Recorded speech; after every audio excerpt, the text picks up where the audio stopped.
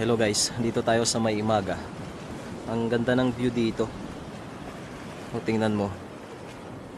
Oh, grabe, nakakakaba. Tapos tingnan mo yung sunset. O, diba? Ganda. Ganda pumunta dito pag hapon. Sarap mag-swimming. Next time, swimming tayo dito. Ganda ng dagat eh. Ayos, ganda ng dagat, linaw. Tsaka nakasunset pa tayo, tsaka maraming mga bato dito. At may mga nagsasurfing. Alright, ang ganda dito, promise.